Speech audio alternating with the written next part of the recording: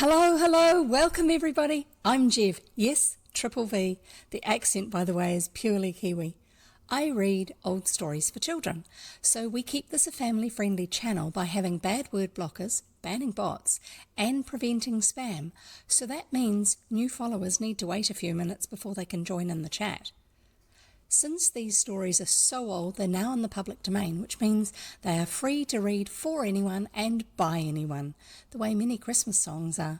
The digital versions I read are from Project Gutenberg, and you'll find the link for that below. The physical ones are just old books my family has lying around. Sometimes I'll even show them to you. These, by the way, are live reads. Think of them as bedtime stories rather than actual audiobooks. You get the benefits of my mistakes, distractions, explanations, and terrible attempts at accents, along with plenty of chat and interruptions as we find out about things in the story. If you need to do work or chores, then that's fine. Just come and lurk. Please adjust your volume to suit. There are captions available if you have to be quiet or you have hearing challenges, but be warned, sometimes the captions aren't always that accurate. I am a member of the Codex, an awesome group of reading streamers on Twitch. People from many walks of life who share their love of reading, and you'll find links to the Codex reading team and our Discord server below. A special feature of the Codex Discord is the security channel for those of you who stream or moderate. You'll find lots of practical, useful information to help keep your stream and your community safe. So, hang around and come discover adventure with me. You never know what we'll find.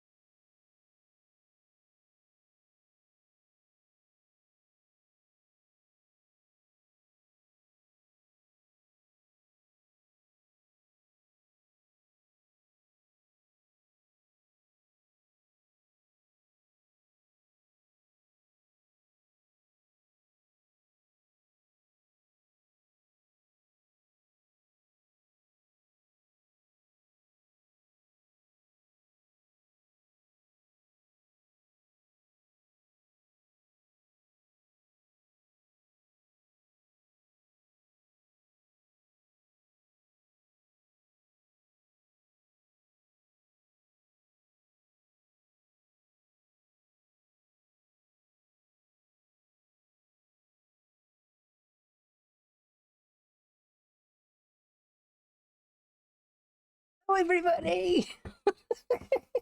Who was it? One of the Muppets used to do that. I feel like the Muppets sometimes here doing this, with the whole. Anyway, how are you? I hope you're well. I've already run the intro video, so you don't need the intro video, but we are going to have some tips for those of you who haven't been here before. Yeah, these are just ways that you can make the most of your time here, how to be comfortable and enjoy yourself and all that sort of stuff. So here you go. I don't know how long it's going to take before they show up.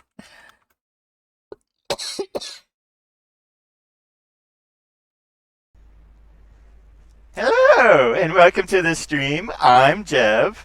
Now, let's talk about our 6 things to enjoy the stream. Number 1, get your drink. It can be water, whatever you like, but, take care of yourself and hydrate. Number 2, when I hydrate, you should as well. Did you hydrate just now? Number 2, get snacks or maybe a whole meal. It depends on your time of day and your own habits. Again, take care of yourself. Be hydrated and eat what you need to eat. Number 4, get comfy. Whether it's cooler or warmer, just something to cuddle perhaps. But be comfortable. That's also important. It's good physically and mentally. Number 5, have something to write with and write on. It can be paper, it can be anything you like. Memo, post-it notes, whatever you like. This advert not associated with post-it notes in any way, shape, or form. Disclaimer. Now, sit back, listen, and enjoy. Feel free to engage in chat. Do the puzzle over here or, down there somewhere. Play Jev Bingo. I do silly things like... I do silly things. Or you can spend pages and make me wear silly things like funny ears, like this one. Have a good stream!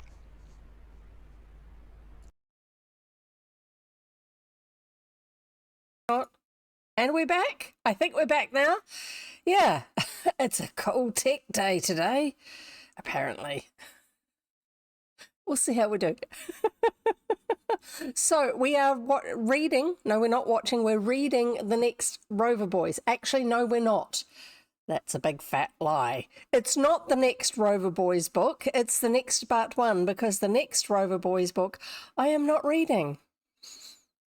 It's the Rover Boys in the Jungle, in which they find, I'm going to, spoiler alert everybody, they are going to find their father because they travel to Africa, which is where their father had gone to do some exploring and things like that. And one of the conclusions in the story is that he's going to go back there one day and find this mine that he has been looking for so that he can mine it and get rich. I think it's something like that. But because at least half of the book is set in Africa, and I happen to know that this is one of the first books that Edward Stratemeyer was writing for his book series, The Rover Boys, and it was before the Stratemeyer Syndicate actually got going properly. The books got brought into Stratemeyer Syndicate, but it was before he actually had a big stable of writers who were working for him. Some of it's his attitudes, although reasonably common at the time, and was still actually more old-fashioned than other people's were. Including some very racist, inappropriate attitudes. And because at least half of the book is set in that world over in Africa, I just can't be bothered dealing with that, okay? So we're going to deal with racism happening in the West instead, probably.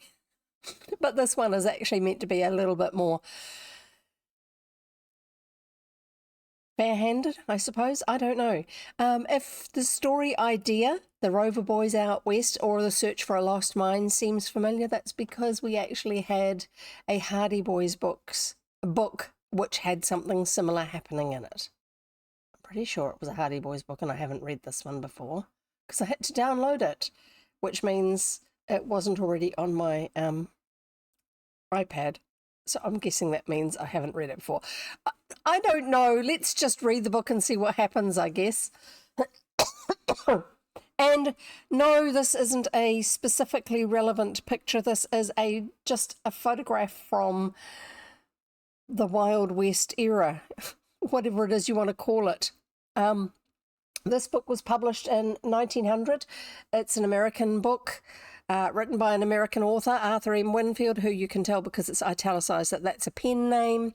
It is the 4th book in the Rover Boys series. Hopefully, it's not going to be too bogged down by attitudes that we find hard to cope with. I am happy to read old books, but if they get a little bit over the top with some things, I just don't, there's no point. Because we're meant to be doing this for the fun of it. Excuse me, I'm spitting at my keyboard now. It's like when you're playing a game.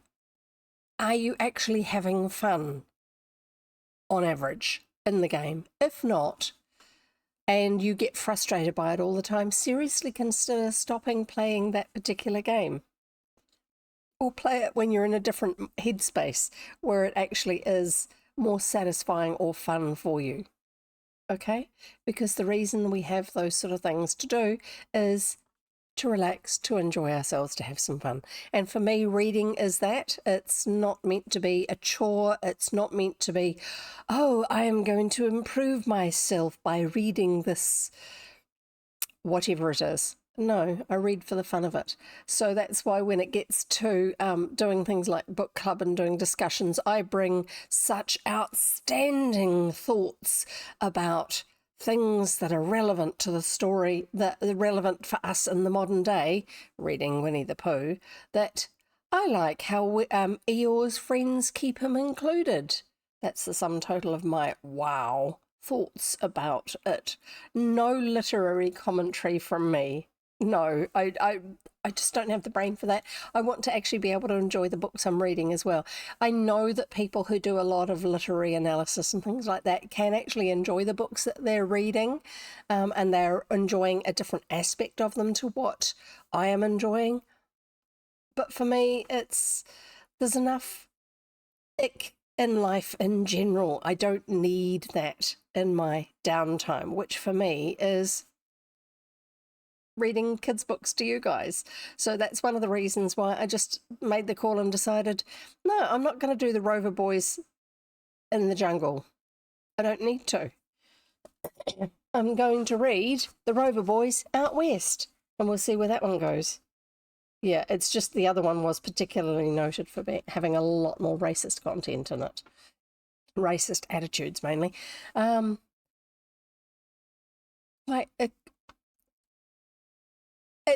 He was almost a bit behind his times.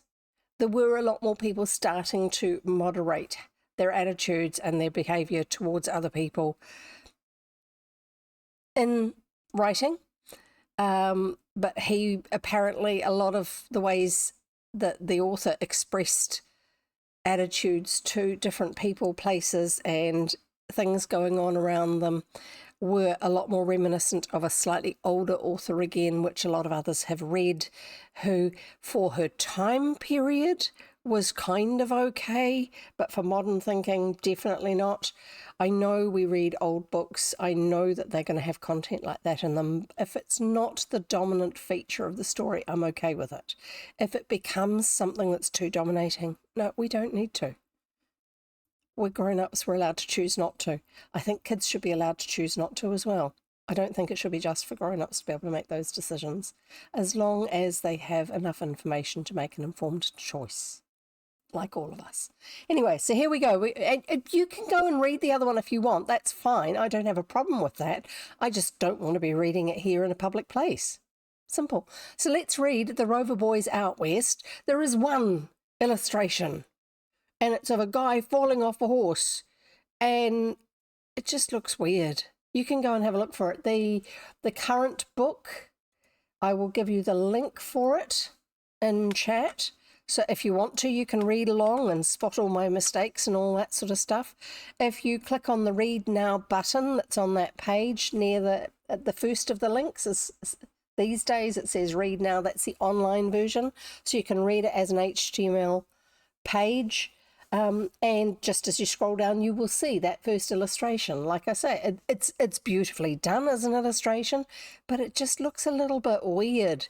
The pose of the guy that's falling off the horse, it looks like whoever the artist was got someone to sit on the floor and lift their feet and their hands off while they're lying back, and then took a photograph of that and then drew that up, and it's a little bit too fake for some reason. I don't know why, it just is. Right, I think that's probably enough criticism. Let's get on with reading the book. So we're reading The Rover Boys Out West, or The Search for a Lost Mine, the fourth book of the Rover Boys series, written by Arthur M. Winfield. It was actually Edward Stratemeyer in disguise, I think. So, introduction. It starts with an introduction. My dear boys, this book, The Rover Boys Out West, forms the fourth volume of the Rover Boys series. A line of up-to-date stories for young Americans, because you'll actually see, if you're looking at a large copy of the image here and some of the other early covers, it actually says, as part of not the subtitle for the book itself, but for the series, for young Americans. Okay. I don't know why the rest of the world isn't allowed to read them, but there you go. I think it was probably more a marketing ploy than anything else. Like the other books in the series, this tale's complete in itself. In The Rover Boys at School, we were introduced to Dick, Tom and Sam and their amusing and thrilling adventures at Putnam Hall. We've had that one, actually. A military academy for boys situated in the heart of New York State. Oh dear. It says now New York State instead of New York State. Whoever the proofreaders were for the digitizing. Oh dear, already. In The Rover Boys on the Ocean, we followed our young heroes during a most daring rescue, and in The Rover Boys in the Jungle, we learn what true American courage can do, even in the heart of the Dark Continent. Oh dear, I'm so glad I'm not reading that one. In the present tale, our young Herm, H-E-R-M? No, I think... Please don't make me chuck this book because it's been badly edited. Our young team? Our young men? I don't know. Doesn't make any sense. In the present tale, our young men are taken back... This is what bad words in a sentence do to me. In the present tale, our young men are taken at first back to dear old Putnam Hall and then to the heart of the great mining district of Colorado. There you go. All trace of a valuable mine has been lost, and the boys start out on a hunt for the property, little dreaming of the many perils which await them on their quest. How they overcome one obstacle after another and get the best of their various enemies will be found in the story itself. The success of the first Rover Boys books has gratified me beyond measure, and my one hope is that my numerous readers will find this and future volumes of equal interest. Affectionately and sincerely yours, Arthur M. Winfield, June 20th, 1900. And he's there almost blatantly expelled out what his intention was. The first three books, and this is what he did with all future Stratemeyer Syndicate series, the first 3 or 4 books of the series are published simultaneously to get enough eyes on them, buying them up and reading them as the start of a series to see if it's really worth actually writing more books. So he's just stated, because of that response to the original 3 books, that's what he's doing. Chapter 1, Returning from a Great Game. Oh, it says that the books are standalone, except that there are little threads that do carry through from one to the other. Like in the early books, we hear, like on the very first book when they go to the school, we hear that their father has gone away exploring other parts of the world and has gone missing. Nobody's heard from him for a while, which is why they were still living with their aunt and uncle. their father's brother and his wife, on their experimental farm, which means they try lots of things out that they read in the magazines, but it's not necessarily going to make a difference to how well their farm is going to run because they have to put the work in. And then they go off to boarding school. So you do get little threads like that that run through between the books. So they're better to be read in sequence, but I think we can probably do without it. They'll probably give us a little summary anyway because Stratemeyer Syndicate books. Returning from a great game, zip, boom. Whatever that was about, and it's in quotation marks. I don't know. Excuse me. Hurrah for Putnam Hall. Let her go, Peleg. Lively now, and mind you don't upset us or we'll use you worse than we did the football. We'll do something to you, I suppose. All right, young gents, all in. Hold fast, everybody, or I won't be responsible, nohow, if you drop off. Get along, Jack. We're up with you, Sally. And with a crack of the whip, a tooting of tin horns, and of mad yelling and cheering from the students, the long Putnam Hall stage left the football enclosure attached to the Pornell Academy grounds and started along the Lake Road for Putnam Hall. I'm guessing at the end of the other book, they had a big sports meeting at Pornell Hall. And I'm guessing that that's what it was called because I can't remember, and it's probably a spelling mistake. I feel like this one might have been released a little bit before it had its final proofread. Oh dear. So I think this is carrying on straight from there. The stage was packed inside and out with as merry and light-hearted a crowd of boys as could be found anywhere, and why should they not be merry and light-hearted, seeing as they had just won a great football match by a score of 16-8. Tom Rover, who was on the top of the stage, actually danced a jig for joy. "That's the third time we've done them up, fellas," he cried. "But won't there be gloom around Pornell Academy tonight? It will be thick enough to cut with a knife." "They were never in it from the start," piped up Sam Rover, "and they were all heavier than our team too," he added proudly. "It was science, not weight, that won the match," said Frank. So we've got Tom, Sam and Frank. Those are the three brothers, I think. Oh, no, Frank, said Frank Harrington. There's three brothers. We've got Tom and Sam. I don't know who the third one is. "Yes, it was science," broke in Larry Colby. "And for that science, we have to thank Dick Rover." Ah, there you go. Tom, Sam and Dick. Rover: "Oh, but didn't that rush to the left fool them nicely?" Dick Rover's handsome face flushed with pleasure. We won because every player did his full duty," he said. He broke off short. "Great Scott, what a racket on top. Who's that capering around?" "It's me, thank you," yelled Tom with more force than good grammar. "I'm doing a war dance in honour of the victory. Want to join in, anybody?" "On top of a lurching coach."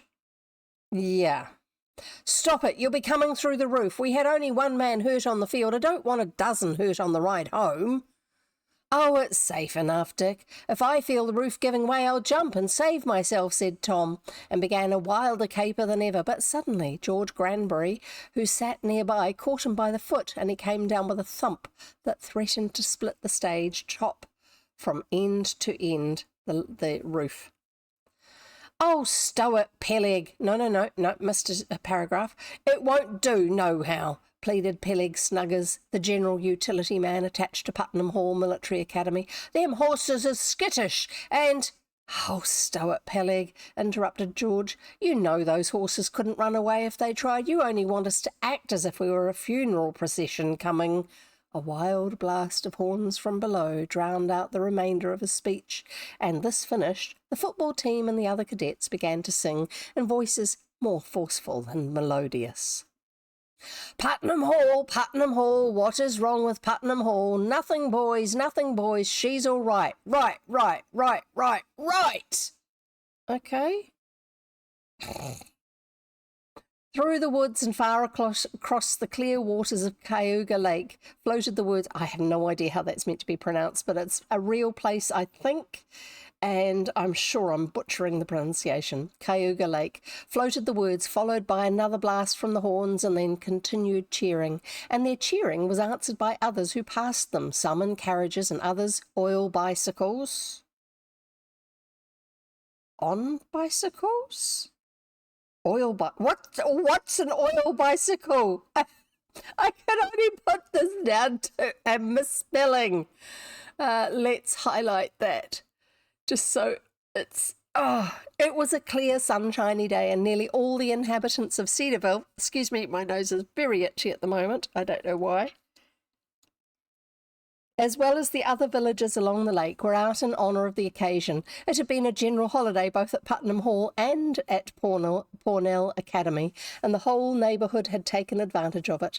"I believe Captain Putnam is as proud as any of us," remarked Dick Rover, when the excitement had calmed down a bit. "When Tom kicked that final goal, I saw him rise up and nearly pound the life out of the railing with his gold-headed cane. I'll wager the cane's split into a dozen pieces." "Oh, that's nothing," put in Harry Blossom slyly. "When Tom did his little act, I saw Nellie Lanning actually throw him a kiss from the grandstand." "If she... Oi, below there, who's taking my name in vain?" came from Tom, and suddenly his head appeared at the top of one of the openings on the side of the stage. "I was just telling what Nellie Lanning did, Tom, when you made that splendid kick." "Stow it, you moving picture camera," cried Tom. Is that meant to be an insult, calling someone a moving picture camera?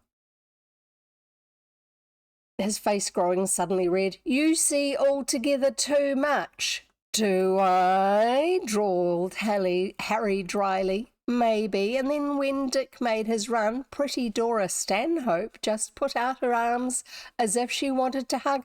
"Oh!" Harry Blossom's banter came to a sudden ending, for, as red in the face as his brother, Dick Rover reached forward and thrust a banana he was eating into the tormentor's half-open mouth. Harry gulped once or twice, then the fruit disappeared as if by magic. "All right, Dick, I accept the bribe and will henceforth be silent," he said solemnly as soon as he could speak. "That's right, tie up your tongue unless you want to be lifted from the stage," said Tom. "It's all right," put in Dave Kearney, another cadet. "Dora Stanhope and the Lanning girls are nice folk, and I don't blame anybody for being sweet on them." "Yes, but you keep out of their cornfield or you'll have all three of the Rovers after you," came from Harry warningly. "Oh, he's not there!" "I know where he is. I'll see if I can get him. Hang on a minute. Hi, Coleslaw. I'll just go and see if I can get Theo."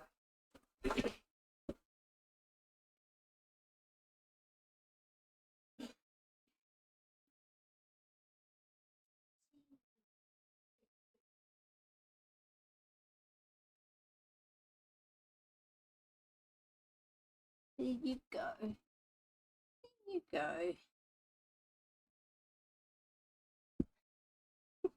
Hello. Lovely boy. Lovely boy. Yeah. Stay there. I'll give you a treat later.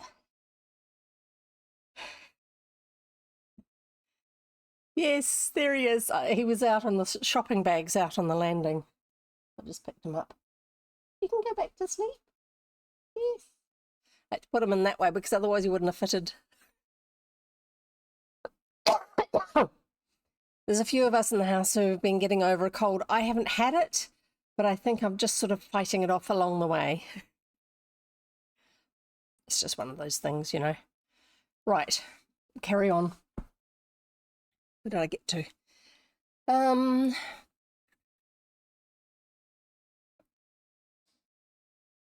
"Yes, but you keep out of their cornfield or you'll have all three of the Rovers after you," came from Harry warningly. "What are we doing tonight?" asked Dick abruptly, and in such a tone that the others felt the bantering must come to an end. "Is it feast or fireworks or both?" "Make it both," came in chorus from a dozen cadets. "Captain Putnam is just in the humour to let us do anything tonight, and Mr. Strong's in the same good humour. Let us make the best of it." "All right, feast and fireworks it is," said Dick. "But both will cost money. Who'll pass around the hat?" A groan went up, as is generally the case when an academy boy is asked to part with some of his spending money. "Hello? You keep looking at me." "Yeah." He doesn't usually stay with his head up like that. Oh, big yawns now. Good. Hopefully he's going to go back to sleep. I think he's trying to do a little bit of mental telepathy for TREATS. But I think he needs to go back to sleep.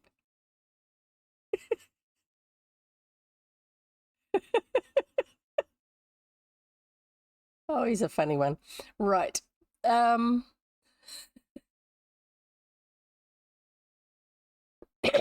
groan went up, as generally is the case when an academy boy is asked to part with some of his spending money, but the groan counted for nothing, and the passing of the hat brought in over $10. Wow. $10.60 for this load, announced the cadet who had made the collection, and there are 2 other loads following. So that's all the people on this stage, on this coach. 2 other loads following besides those who were on their wheels. We ought to be able to collect at least $30, and that will buy out half of Cedarville. $30 is a fair bit back then for buying treats, snacks, drinks, food, whatever. Better not use that T word. If only Carrick had some of his 4th of July fireworks left, said Sam. Just so, grinned Hans Müller, the German cadet who had joined the academy the season before. What is one celebration without fireworks, eh? He was just nothings. I'm trying to read the letters as they're written, okay? Not trying to put on a fake German accent. Do you want another pistol explosion? Asked one of the others, referring to an incident between Tom, Rover and Hans, which had nearly ended in a tragedy. Mein gracious, no, howled the German lad. I got me not by 100 feet mit an old pistol all righty. I would rather sit down on one can of dynamite to sleep, yes I would. And he shook his curly head earnestly. We won't have any pistols in this, broke in Tom, who felt like shuddering every time the incident was mentioned. We'll just have skyrockets and Roman candles and pinwheels and all of the rest of the good old-fashioned things. That is for the celebration on the outside. And for the celebration on the inside, let us have cake, ice cream, fruits and nuts, put in Larry. At this minute I feel hungry enough to eat the captain out of house and home. Ditto myself, came from another student. Perhaps the captain will be glad enough to have us celebrate at our own expense, suggested a cadet in one corner, yet he did not mean what he said, knowing that bluff Captain Putnam, the owner and headmaster of Putnam Hall, was whole-souled and generous to the core. The stage had already covered over a mile of the road, and now the turnout left the lake shore and began to climb a long hill leading to the heights upon which the academy was located. But there was still a little valley to cross, at the bottom of which dashed a rocky mountain torrent on its way to the placid waters beyond. At the top of the first long rise, Peleg Snuggers stopped the team for a few minutes' rest. Here the view was magnificent, and many a cadet stopped his idle talk to gaze at the mountains to the westward and the sparkling lake winding along in the opposite direction. It was early fall, and nearly every tree was tinted with red and gold, while here and there were the first frosts had covered the ground with leaves and nuts. Oh, and usually most trees, when they change colour for autumn, it's because of the temperature change. But you probably knew that because you probably live in a country where it happens anyway. I live in a country where this part of the country doesn't really have it, unless you have, there's a particular type of tree that's in the maple family, but not really properly a true maple. And it's a pain. You don't want it near your house. It's called a liquid amber, and it has bright, bright autumn colours. It has this really intense fiery red, that's a deepish red, and it has a bright orange and all those sort of colours as it gets touched by the cold of the frosts in town, because they get frosts in town. We don't get it very often out here. But the problem is, if you have them near the house, the tree roots will try and find water, and so they will break into the drainage piping from your sink, from your toilet, from your shower, all that sort of stuff, and block up those pipes because they build their new roots inside the pipe system so they can get that water and slurp it all up. And so people have major problems with them. So not a good idea to plant them near the house. And also with our climate being a bit warmer, in general, they grow fairly fast. So therefore, they can block up the roots. The roots can block up the pipes, the drains fairly quickly. Not good. Not good indeed. But yeah, normally around here, we didn't have a lot of those sort of trees when I was growing up. We've got oak trees and stuff like that, but they would just get a bit dull. And then as the weather gets wetter and windier through winter and a little bit cooler, the leaves will go brownish, and then the weather will probably rip the leaves off the trees. So they're not exciting. They do go a nice-ish brown, but not quite as exciting as the autumn colours that you get in some places, which require cold to make it happen. Anyway, we'll carry on. It was early fall, and nearly every tree was tinted with red and gold, while here and there the first frosts had covered the ground with leaves and nuts. "Don't wait too long, Peleg," urged Tom impatiently. "It'll take some time to get ready for our celebration tonight, you know." "I'm hurrying as fast as I can, Master Tom," was the reply. "Get up, Jack. Get up, Sally." And once more they moved off, and again some of the boys tooted their horns. At this, Sally picked up her ears and gave a little start to one side of the narrow road, dragging her mate along. "Whoa, steady there!" cried Peleg Snuggers, and tried to pull the team in. Failing in this, he grabbed the brake handle and pushed it back vigorously. He was so nervous that he gave the handle a mighty wrench, and in a twinkle the brake bar snapped off. Close to the wheel, onward bound the stage, hitting the team in the flanks, and away leapt both horses on a dead run. "The brake is broke!" "Stop the team, Peleg, or they'll upset us for sure." "Whoa there, Jack! Whoa, Sally! Don't you know enough to stop?" Such were some of the cries which rang out. Peleg Snuggers grasped the lines and pulled with might and main, but then came an awful bump, and away flew the driver into a bush along the roadside, and the reins fell to the horses' heels, scaring them worse than ever. "We're in for it," gasped Tom. "I don't see how we're going to stop them now." Runaway coach. The bridge across the gully!" screamed another cadet in terror-stricken tones. "They were mending it this morning, supposing they haven't the new planking down." "There's the bridge!" burst out another, pointing ahead. "Oh, heavens, boys, we're lost!" All strained their eyes ahead to see what he meant, and then every face grew pale. The bridge was torn up completely. Not a single plank of the flooring remained. That's quite the repair. I'm not quite sure what the alternatives are for crossing that river. And that's the last page of that chapter. Oh my goodness. That's to get you excited and interested in what happens next, because this is the way the Stratemeyer Syndicate works. I was going to read to you the bit about the Stratemeyer Syndicate earlier on, because I've done it before, but it's been a while. I'll wait until another chapter. Chapter 2, something about the Rover boys. Some background. Now that you're on the edge of your seat wondering what's going to happen, we're just going to leave you with the boys in the middle of are we going to crash or not, and just give you some background, because that's what we do in TV set. You thought it was a thing that came with the advent of television? No, it didn't. Here we go. Something about the Rover boys. The Rover boys were 3 in number, Dick being the oldest, Tom coming next, and Sam the youngest. In their younger days, they had resided with their parents in New York, but after the death of their mother and the disappearance of their father, they had gone to live with their uncle, Randolph Rover, and their aunt Martha, on a farm called Valley Brook, near the village of Dexter Corners on the Swift River. And I don't think any of these places, apart from the big ones like New York and stuff like that, are actually real. Those who've read the previous volumes of this series, entitled respectively The Rover Boys at School, The Rover Boys on the Ocean, and The Rover Boys in the Jungle, know that our three heroes had already passed through many trying experiences and thrilling adventures. From home they had been sent to Putnam Hall, a military academy of high standing, and here they had made many friends, including those already mentioned, and several enemies, among the latter being one Dan Baxter, who was known as the school bully, and John Fenwick, better known as Mumps, the bully's toady, someone who would do whatever whatever the original bully wanted. They had also made a bitter enemy of Josiah Crabtree, the headmaster of the hall. Used to be headmaster.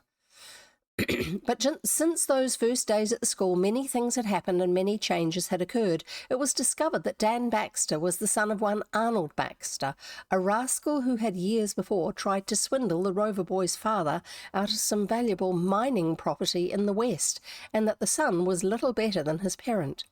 Dan had left the school in a hurry, and soon after this his father had been arrested in Albany for a daring office robbery and was now in jail in consequence. I remember reading that one.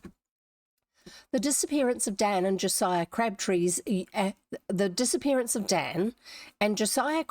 yearning for wealth had led to further complications.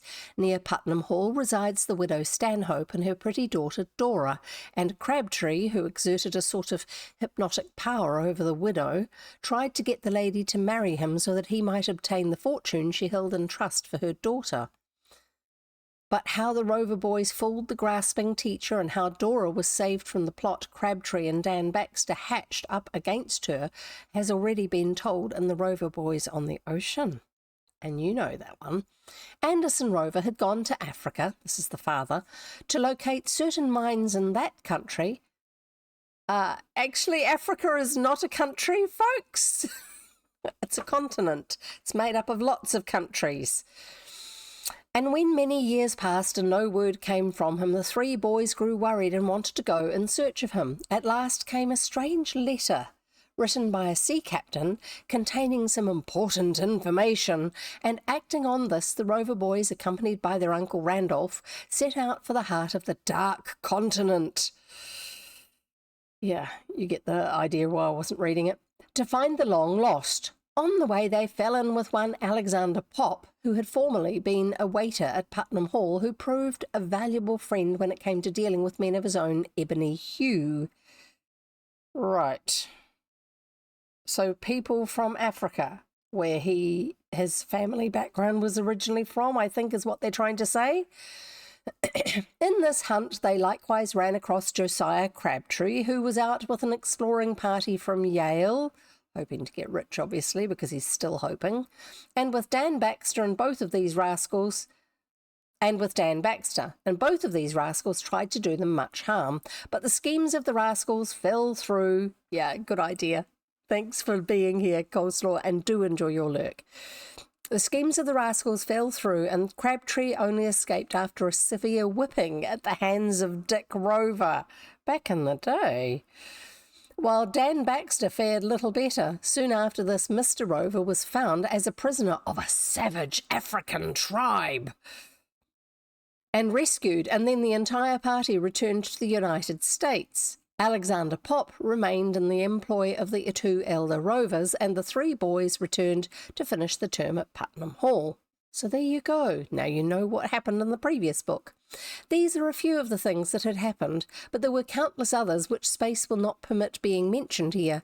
There had been many contests in baseball, football, and other sports, and jokes that seemed to have no end, and there had also been a disastrous fire which none of the Putnam Hall cadets were likely ever to forget, a fire as thrilling as the scene now being enacted on the road. That was in the first book, when they first... while they were at the school, when they first got to school.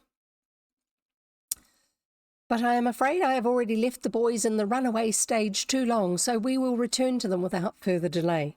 The bridge is down! The cry rang through the stage, bringing every cadet to his feet on the instant.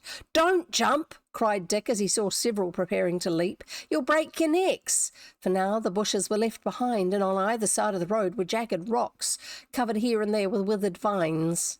though what the vines have to do with it, I don't know. As Dick spoke, he pushed his way to the front of the stage and crawled out onto the driver's seat. "The back! Drop off the back!" came from Frank Harrington, and he showed how it could be done, but the road was now rougher than ever, and he landed on his knees and his face, giving himself an ugly cut on the chin. Dick was trying to reach the reins when Tom came down beside him. "Can you make it?" asked Tom. "I'll try," was the desperate answer. "If only we could block those wheels." "Block the wheels!" came from half a dozen, and one boy, who happened to have a stout cane with him, thrust it out between several of the spokes of the wheel on the left and the rear. For an instant the stick held, and then it snapped, and the wheel went around as before. "Yeah, brains, boys? No, maybe they haven't done physics yet." The bridge was now less than 200 feet away, and whatever was to be accomplished must be done quickly. At last Dick had the reins, and he began to pull upon them with all of his strength, at the same time calling upon Tom to hold him to the seat. "To the right! Turn him to the right!" sang out Sam, as he saw a narrow opening between the rocks. "Yes, the right," added Fred Garrison. "It's our only hope. I was just thinking. Don't just try to stop, but actually try to slow down and change direction."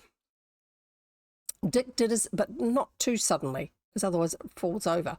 Dick did as requested, and at the last instant, the heavy stage swung around. There was a grinding and a splitting of wood as the front wheels met the rocks and went to pieces, and then Dick came down on the horses with Tom on top of him, and the elder Rover knew no more. He was knocked out.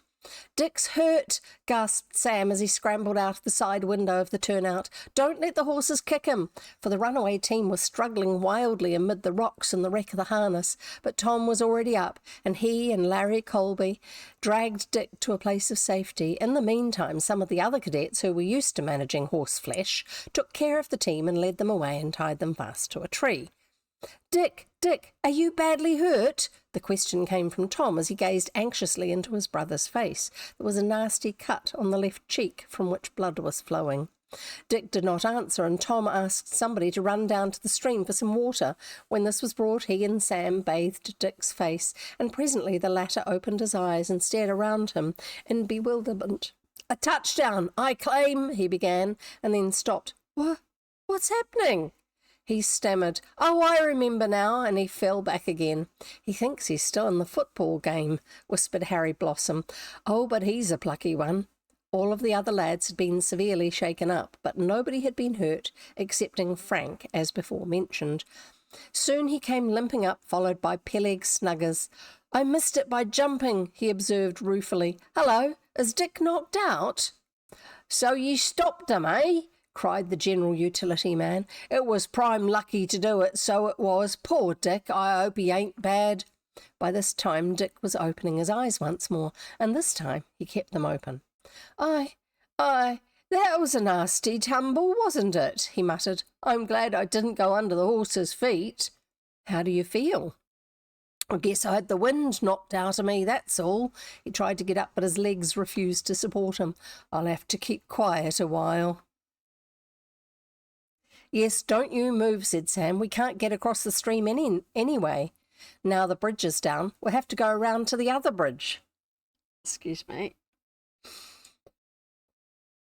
"It's odd the workmen didn't put up some sort of a sign as a warning," said Fred Garrison. "I believe they can be held liable for this disaster." "To be sure they can be held liable," burst out Peleg Snuggers. "But a sign wouldn't have kept the brake from breaking," said Tom. "True, lad, but you must remember that it was their duty to put the sign up at the beginning of this road, which is on the top of the hill." Sorry, now I've got fluff bothering me. "If the sign had been there, we would never have started to come down this way." "Perhaps we missed the sign," put in another cadet. "Of dot is so, we better run back and stop the other carriages from coming this way," broke in Hans Mueller quickly. "Listen to dot." They all listened and heard merry cries of laughter and carriage wheels rapidly approaching. "A carriage with ladies! Ah!" gasped Sam. Sorry, the "ah" is not in there. "Come on and stop them," and away he dusted up the hill, as well as his short legs would carry him. I don't know how to put in a submission that they actually revise the editing but I really feel that they need to highlight. Yeah, okay. Hans, Larry and several others followed. They had barely gained the top of the hill when a large carryall belonging to John Lanning appeared. In the carryall were the farmer... Carryall to me is a bag, but apparently it's an equipage. Some sort of coach, carriage, whatever. Belonging to John Lanning appeared. In the carryall were the farmer and his two charming daughters, and Mrs. Stanhope, who was his sister-in-law, and her daughter, Dora. Mrs. Lanning was also present, along with several neighbours. "Hi! Whoa! Stop!" yelled Sam. "Stop!" "Hurrah for Putnam Hall!" cried Grace Lanning, waving a tiny flag towards Sam, which made the younger Rover blush. "Glad to be able to congratulate you, Sam," said Dora Stanhope. "Where are the other members of the football team?" "Just ahead, down by the gully. You mustn't drive down there, for the bridge is broke." Stop, the bridge is broken? Would have been first. Teenage boys, eh? Thinking of the girls. "Bridge down!" ejaculated John Lanning. "Darwell said he was going to mend it this week, but I saw no sign up at the crossroads." "Neither did we, and we came near to going overboard. As it is, we had a pretty bad smash-up." "Indeed," came from Mrs. Stanhope in alarm. "And was anybody hurt?" "Dick was thrown out and knocked unconscious, and Frank Harrington had his chin cut, while the rest of us were pretty well shaken up. Peleg, the driver, was thrown into some brushwood, and that most likely saved his life." "Oh, hi, past shelf date. Great to have you here." "Yep." "Oh, tabletop RPG time was cancelled, so I've been home." "I'm glad you're home and you can catch up with the story, because we've started a new one. And I'm disappointed for you that your game night has been cancelled for tonight. Peleg the driver was thrown into some brushwood, and that most likely saved his life." Mrs. Stanhope grew pale, for she remembered only too well that fateful ride she had once taken with Josiah Crabtree, which had almost cost both of them their lives. "I will go to the poor boy," she said, and leapt to the ground, followed by Dora and the two Lanning girls. Soon the carryall was led to the side of the road, and the others alighted to see what damage had been done. That means getting down from it. Alighted. Chapter 3. The Missing Danger Signal. I'm guessing someone's trying to do something naughty again. When Sam came back, he found Dick sitting on a rock with his cut plastered up from the out-kit taken along to the football match. Out-kit? What is an out-kit? Is it a real thing, or is this another one of those mistakes? Taken along to the football match. Frank had likewise been attended to. "I'm so glad you are not hurt seriously," said Mrs. Stanhope as she sat down beside Dick, with Dora close at hand. "All of you have had a very narrow escape. It is a shame that no danger signal was displayed. Was display? They shouldn't have released this," said Dora. When they are fixing a bridge, they usually put a bar across the road with the sign 'Danger, road closed' on it." Yeah, if there's nowhere else to go on that road, they definitely should have. Oh, and by the way, she says, "I'm glad you weren't badly hurt." These days, we've learnt, as soon as someone is knocked unconscious, already there is damage. Otherwise, they wouldn't have been knocked unconscious. Back in the old days, and we saw it in the old action movies and all this sort of stuff. Give someone a punch to knock them out so you can sneak past the guard or something like that. Yeah. In real life, no. Brain damage. Every time that happens, brain damage. That's why certain sports accidents are very, very dangerous in the long run for the mental and physical well-being of the people who are impacted by those. So, yeah, just because he doesn't appear to have been hurt, the reality is there are a lot of people now that they're finding who had head injuries from getting whacked on the head and going unconscious and things like that, who have subtle personality change because of it, because of the area of the brain that gets damaged often. So, yeah, not quite such a minor thing as what they're making it out to be in here. But we're just going to let it be a fictional thing that didn't actually have too much impact, all right? But for real life, be aware of the fact that if you get knocked unconscious, you really do need to get your head checked. And don't be surprised if how you feel about things and how you respond to people is a little bit different afterwards. If it involves brain swelling, it will usually revert back to normal, but not necessarily. So do get yourself checked if you do have any head injuries. Okay, be careful. Danger, road closed sign. Exactly, put in Peleg, but I hain't seen no sign, and that I can swear to. In that case, contractor Darwell will be responsible for this smash-up, said John Lanning. Are the horses hurt? They're pretty well scratched up around the legs. And the 2 front wheels of this stage are a total wreck. I reckon it will take the best part of $50 to fix matters up. Anyway, I don't calculate as how I'm feeling responsible, grumbled the general utility man, fearing he saw trouble ahead when Captain Putnam should hear of the affair. Yeah, he doesn't earn enough to be paying for repairs to this, and it wasn't his fault anyway. A creaking on the road was heard, and presently a lumber wagon hove into sight, piled high with the new planking for the bridge. On the front sat Darwell the contractor and 2 of his workmen. "Hello, what does all this mean?" cried the contractor as he brought his wagon to a standstill and viewed the wrecked stage. "It means that Captain Putnam will have a little account to settle with you, Mr. Darwell," put in Harry Blossom promptly. "With me? What for?" "For this wreck." "And for this cut chin," said Frank. "And my being knocked out," said Dick. "I'm not responsible for any wreck," replied Joel Darwell. "I put up the bar with a danger signal on it, up at the crossroads." "We didn't see no sign," interrupted Peleg Snuggers. "Not a bit of a sign." "There was no sign when I came along," said John Lanning. "I put the sign up there not over 3 hours ago," insisted Joe Darwell. "I can show you just where Sandy Long and I dug the post holes for it."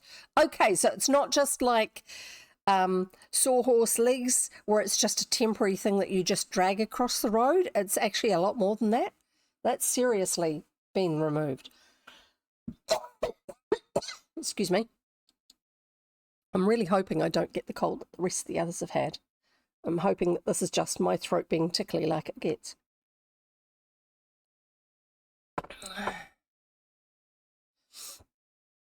"Then some rascal took the sign down," said Tom. "What for?" How could the guy have come back without noticing that the sign wasn't there? Unless there's a side road he went up.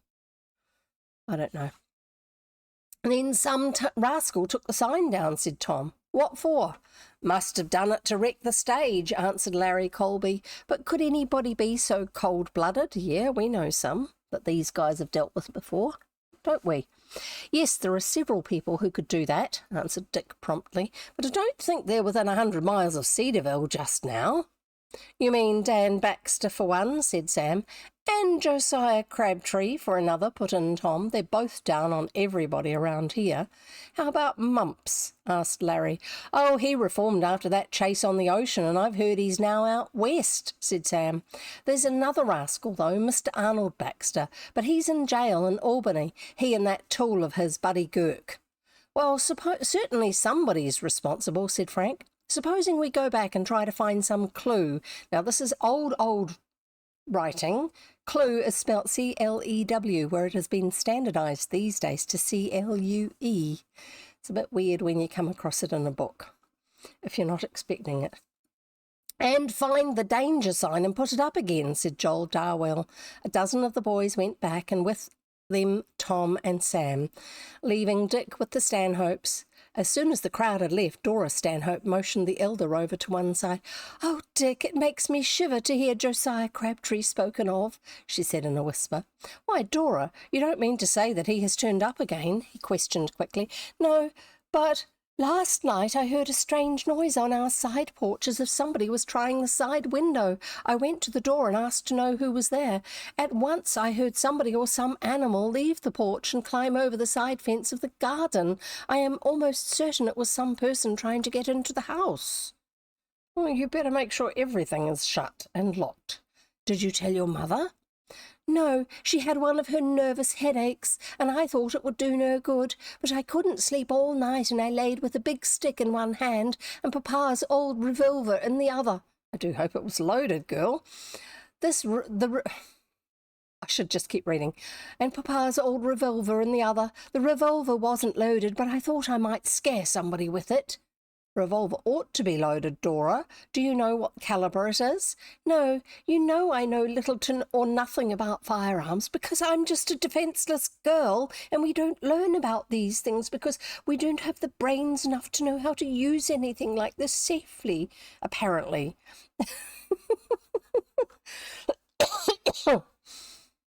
Anyway, we'll get there. And then I'll find out for you and get some cartridges. If Josiah Crabtree is around, you ought to shoot him on the spot. Oh, I couldn't do that, even though I do know how dreadfully he treated you while you were in the heart of Africa. He was a horrible guy, and he tried to kidnap me, and he tried to make my mother marry him, and he treated you awfully in Africa, but I couldn't do that to him, definitely not. Some of the attitudes. You must be very careful of your movements, especially after dark. Crabtree may be around with some new scheme against you or your mother. I wish he could have been left behind in Africa. Oh, so do I, but he and Dan Baxter both came back to America, didn't they? So we heard in Boma. But don't get worked up too much, Dora, for it might have been only a cat or a common tramp looking for something to eat. A cat wouldn't have tried to open the window. Ah! I should have a wall. Where's the brick wall? I have a brick wall. See? A cat wouldn't try to open the window.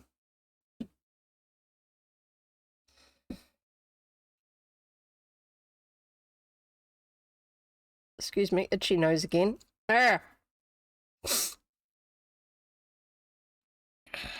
Or a common tramp looking for something to eat. Since when does a common tramp try to open the house of a window that people are in instead of knocking at the door, the kitchen door, and begging? We have lots of tramps around the hall lately. I've asked Grace Lanning to pay us a visit. I've asked Grace Lanning to pay us a visit, and she's coming over tomorrow. Then you'll have somebody in the house besides your mother and yourself. I wish I could stay with you folks. How long are you going to remain at the hall, Dick? When you came back, you said something about going out west with your father to look up that mining claim in Colorado.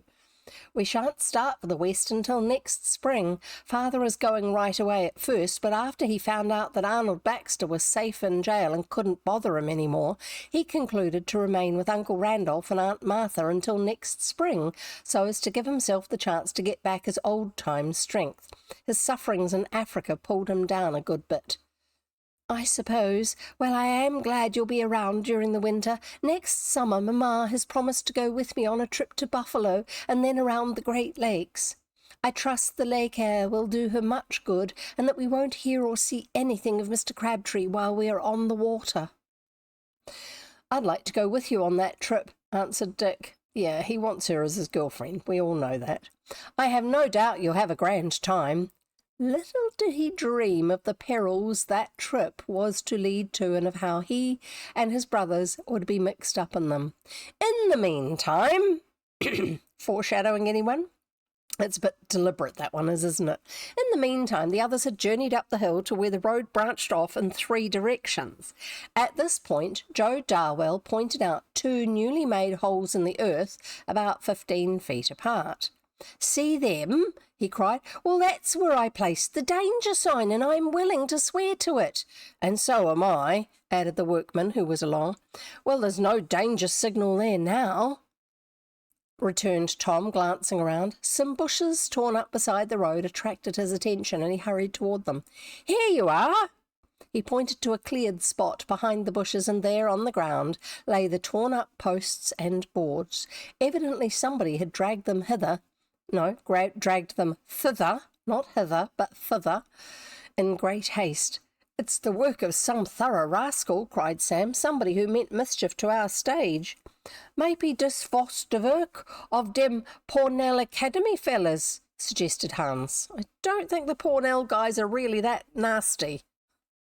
No, they're gentlemen, not scoundrels, replied Tom. They may feel cut up, but they wouldn't play such a dastardly trick as this. The spot was one commanding a good view of the back road, so that anybody standing there could have seen the stage coming while it was still a quarter of a mile off. All hands began to search for some clue leading to the identity of the evildoers, that is, all but Joe Darwell and his helper. Did he drop a cigarette case with his name engraved on it? These two dragged the posts and boards into position again, and this time set them down so firmly that a removal would be out of the question without tools. "Hello, here's something," cried one of the cadets presently. "Did you just drop this, Tom?" As he spoke, he held up a round, flat coin of coppery metal, engraved with several circles and a rude head. That means not very well designed. "No, I didn't drop it," replied Tom, his face growing serious. "Did you, Sam?" Sam took a look, placed his hand in his pocket and brought out a similar piece. "No, there's mine," he said. "Where in the world did that come from?" Then Tom and Sam looked at each other. The same idea crossed the mind of each. The coin was similar to those they had handled while on their way through Africa. They had brought home several as pocket pieces, as souvenirs to leave in their pockets. "I'll wager Dan Baxter dropped that," cried Tom. "He or—" "Josiah Crabtree," finished Sam. "Yes, I'm sure of it, for Dick brought none to Putnam Hall. I heard him tell the captain so when they were talking about coins one day." "Then in that case either Baxter or Crabtree is responsible for this smash-up," came from one of the other cadets. "I think we're going to get these two characters all the way through the series." "Right you are. The question is which one. Perhaps both was guilty," suggested the German student. "That may be true, Hans," came from Tom. "I wonder if one or the other of the rascals is in hiding around here," which means they've just listened to everything you've said. "We'll begin a search," said Sam. "Hans, go and call the others," and at once the German cadet started off on his errand. Chapter 4. A trail is found and lost. Oh dear.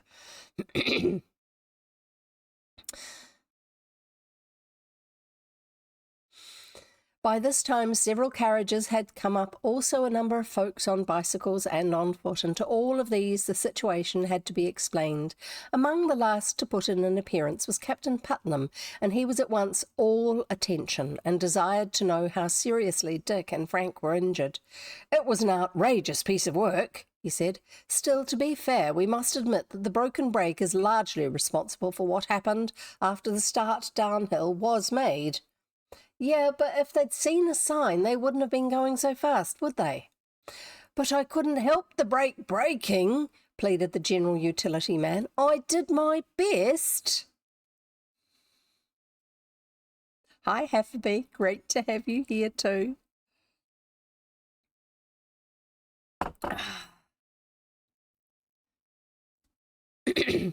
Sorry, just clearing my throat.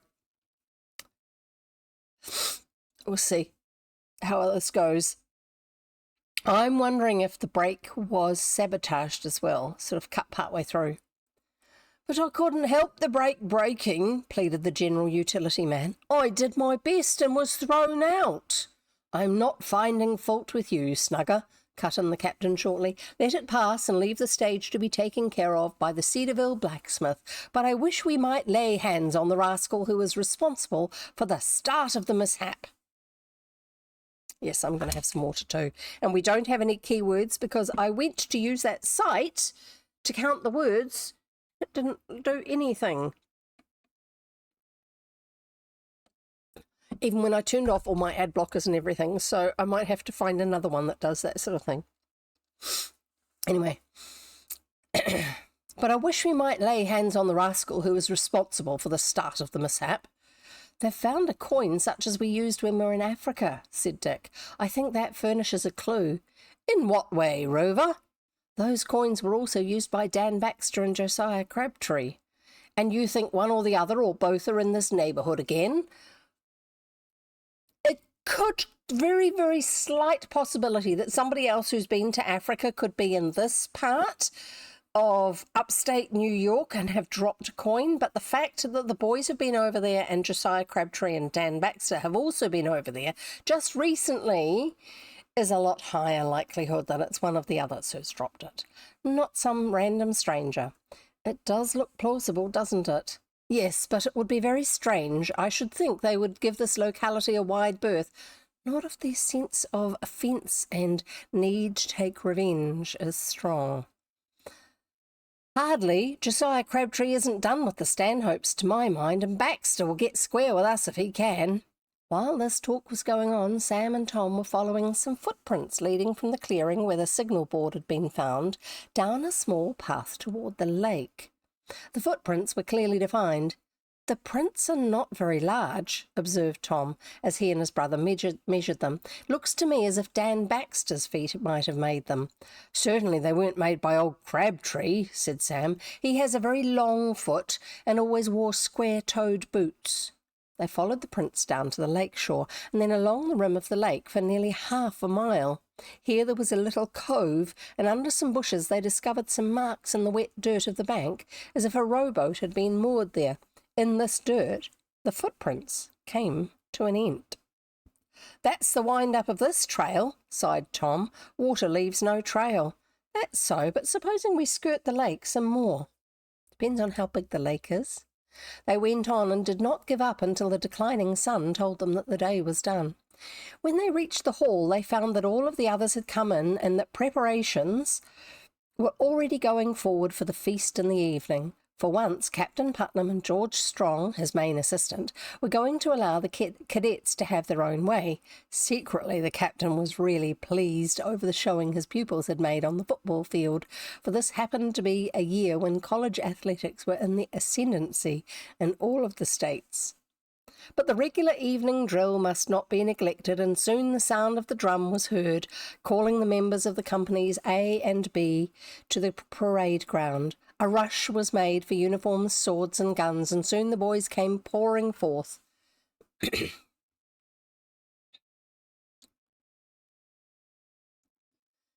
Dick as a captain and his two brothers as under-officers. "Attention!" shouted the major of the command. "Forward, march!" Because it's a military prep school, basically.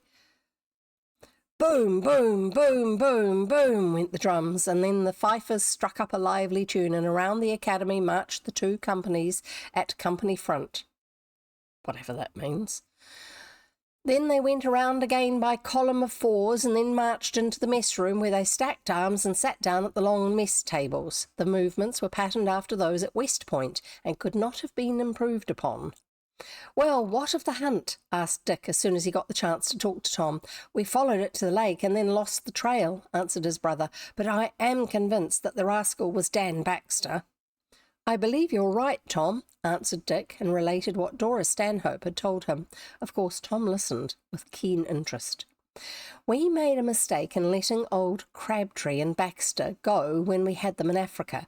We should have handed them over to the authorities." "Yeah, why didn't they?" "I'm not worried about Baxter so much," went on Dick, "but I hate to think of Crabtree being around to molest the Stanhopes, and especially Dora," grinned Tom. "Right you are, Tom, and I'm not ashamed to admit it to you, but please don't, make fun of me anymore. Fun of it to me anymore." "I won't, Dick." Tom gave his brother's hand a squeeze under the table. "Dora's all right, and if some day I get her for a sister-in-law, I won't complain a bit." This plain talk made Dick's face flush, but he felt tremendously pleased nevertheless, and loved Tom more than ever. Directly after supper, the boys were given until 11 o'clock to do as they pleased. At once, some old barrels were piled high at one end of the campus, smeared with tar, stuffed with wood, and set on fire. Who has old barrels lying around that can be just burned? That is just weird. Sorry. I don't think the cat dropped any fluff on me. I'm not allergic to him or anything like that, but he's got ultra-fine fluff.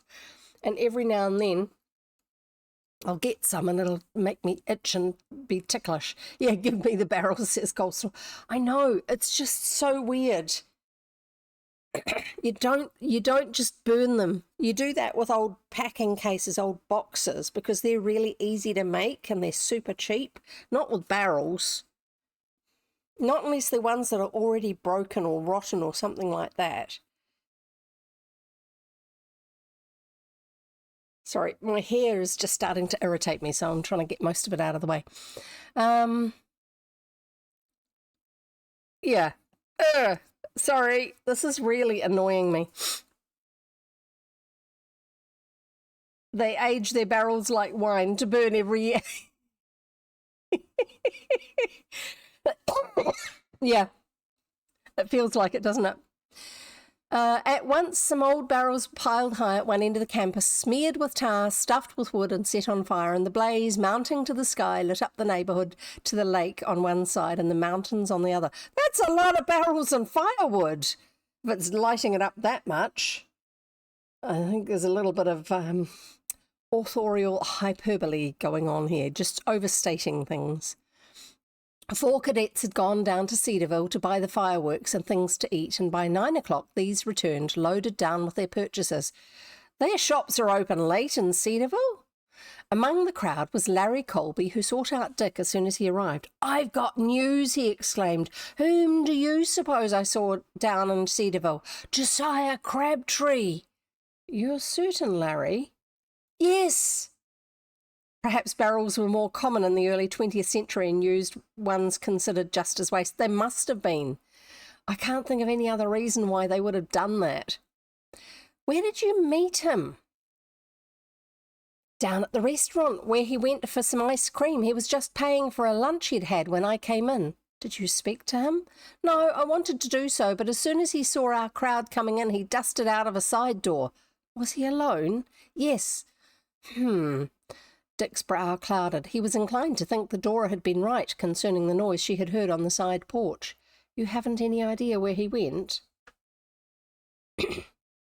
"No, I wanted to follow him, but it was dark on the street and he slipped me." This was all Larry had to tell, and he hurried to arrange the fireworks. The celebration was a grand success and lasted until almost midnight. The boys had brought along a lot of Roman candles and skyrockets, and these they set off from the top of one of the tallest trees on the grounds. Way to set the tree on a light. Roman candles, those are the ones that are the tubes that you stand on the ground and you light the top of them, and then they squirt out the sparkly bits. Skyrockets are like that, but they squirt it out the bottom and they've got a stick alongside and they shoot off into the sky. They have as many trees as barrels. "Don't worry," says Coleslaw. "I know, it feels like it, doesn't it?" "So that the Pornell fellows can see them," said Sam. "I know they'll enjoy the show." And he closed one eye suggestively. The Pornell players had chaffed him on account of his size, and now that the victory was won, he did not mean to let them forget their defeat too quickly. At about 10 o'clock, Dick went to Captain Putnam and asked permission to leave the grounds for an hour or two. "Where do you wish to go?" asked the captain. "To Mrs. Stanhope's, sir," and he related what Dora had told him and of what news Larry Colby had brought. "I'm afraid you may get into trouble, Rover," said the captain seriously. "I will be very careful, sir." This is meant to be a story about them going out west. I think this is meant to be kind of the setup, or the 2 stories in one. I don't know. "I'm afraid you may get into trouble, Rover," said the captain seriously. "I will be very careful, sir. I am not afraid of Mr. Crabtree should he turn up." "I don't believe you're afraid of anyone," said the master with a smile, for he admired Dick's courage. "Then you will let me go?" The master should actually be sending someone from law enforcement over. "Wouldn't you rather have somebody with you?" "I wouldn't mind having Tom along," said Dick. "I meant some grown person, like, for instance, Mr. Strong." "No, sir." "Well, then, take Tom, but mind and be careful, and don't stay too late if everything is all right down there." Yeah, or any adult, really. Yeah, absolutely. Having received this permission, Dick hurried to Tom. Soon the 2 brothers were on the way, Tom eating some cake and peanuts as they hurried along.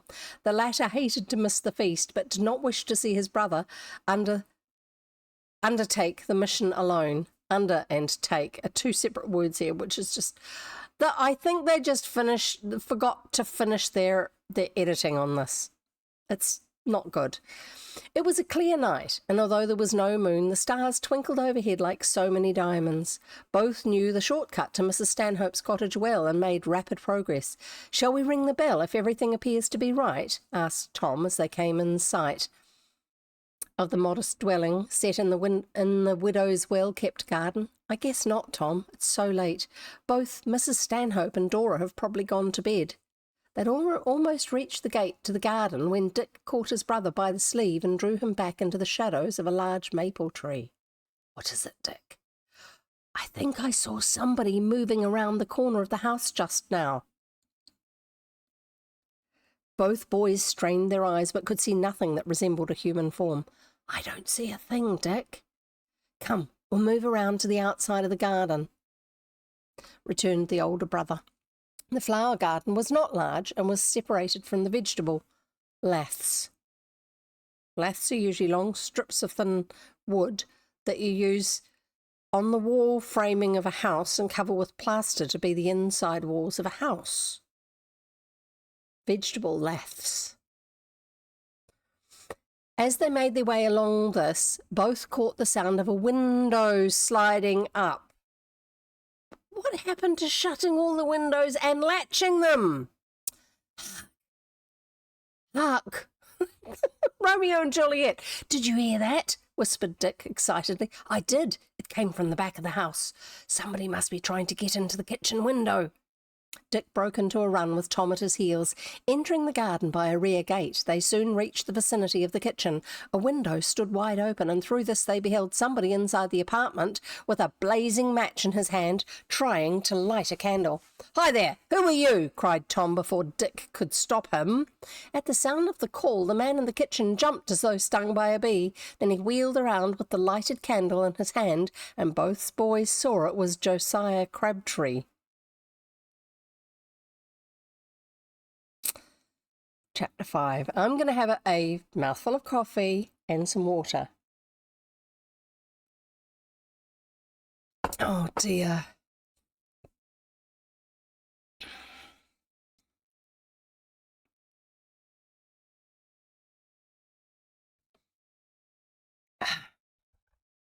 Not good. Not good.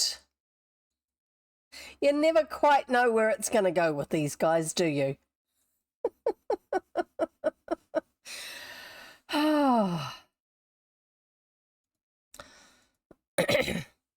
Well done, Hefferby. Good on you. Before I start the next chapter, just a wee tip. If you are watching people on Twitch and you want your viewership to count for something, please make sure you are not watching any more than 2 channels at the same time, even on other devices. You can watch the same 2 channels on other devices at the same time, but don't watch any more than 2 channels at the same time, because otherwise your viewership will not count. If you have come to somebody's channel via a raid, or if you bookmarked their channel after you arrived for a raid and you've used that bookmark to get back to that channel, then you will have the raid tag in your URL and you will not count as a viewer. Okay? So keep that in mind. Anytime you go and hang out in somebody's channel, make sure that your viewership counts if you can. I mean, if you don't think it's important, that's okay. It's up to you. But if you really want your the people that you want to hang out with to feel appreciated by Twitch and by others, then it's a really good idea to make sure you aren't in any more than 2 channels for your viewership to count. Yes, every vote counts. Well put there, Coleslaw. Thank you. Thank you. Right, we'll carry on. Chapter 5, A Struggle in the Dark. "Crabtree, you rascal!" ejaculated Dick. Who was that?" spluttered the former teacher of Putnam Hall in dismay, because he's got the candle in front of his face, or had the candle in front of his face. The light has blinded him. The boys are coming in from the darkness. It is I, Dick Rover," it says here. What are you doing here? I came to call upon the widow Stanhope, stammered Josiah Crabtree. He was so astonished he knew not what to say. I know, coleslaw. It's just ridiculous. I'm trying to pretend that they don't write like that, and that's why I'm not reading that comment out. Okay.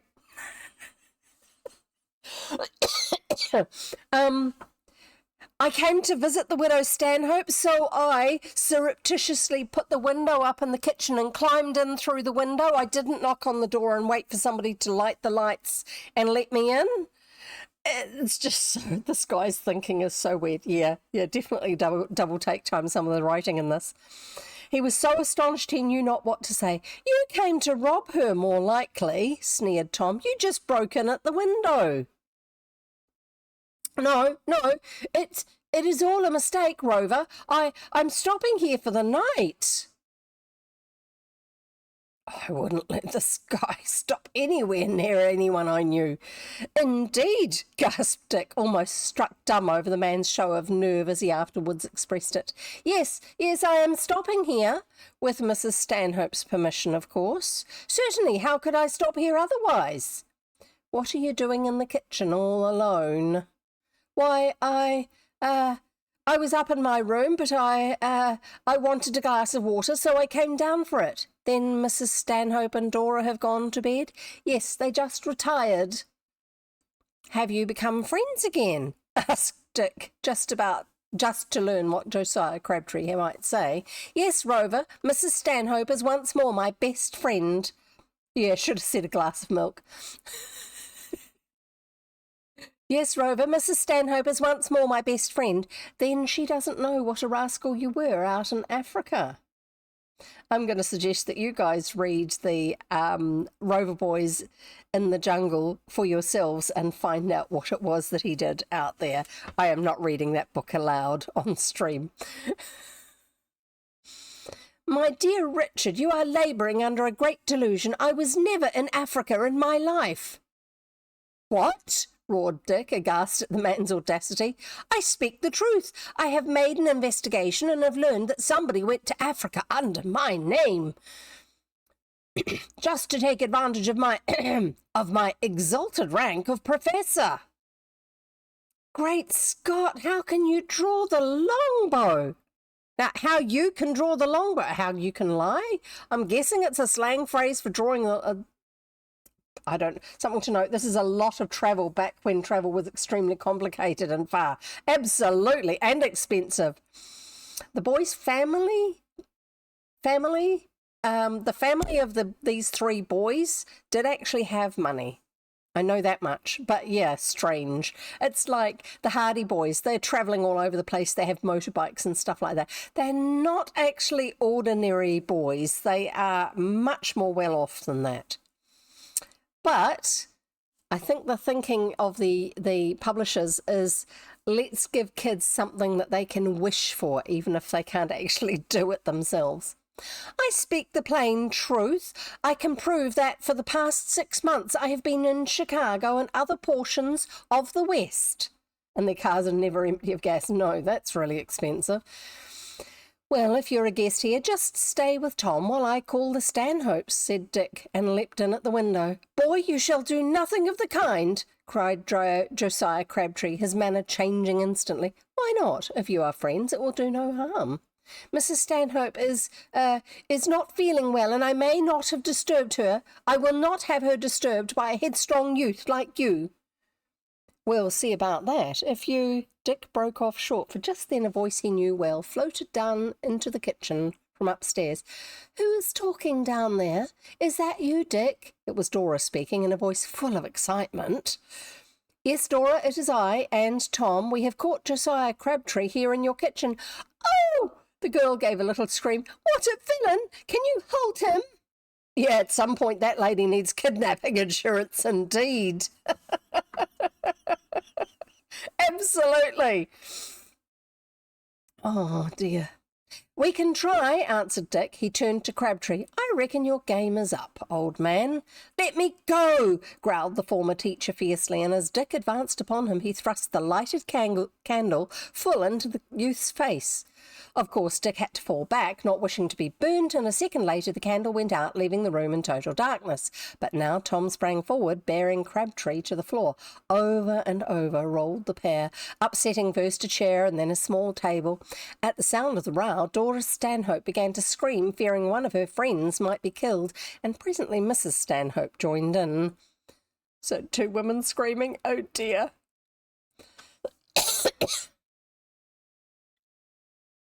But the cottage was situated too far away for any outsiders to hear, so the boys had to fight the battle alone. A quick web search returns that the idiomatic phrases "draw the longbow" does indeed mean to exaggerate or overstate.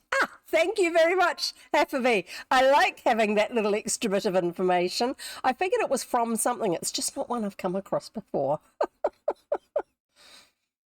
So the boys had to fight the battle alone. At length, Josiah Crabtree pulled himself clear of Tom's hold and made for the open window, but now Dick had recovered and he hurled the man backward. The movement kept Crabtree in the room, but it was disastrous to Tom, for as the former teacher fell back, his heel was planted on Tom's forehead. And for the time being, the young Rover lay stunned and unable to continue the contest. Finding himself unable to escape by the window, Josiah Crabtree felt his way to the door and ran out into the hall.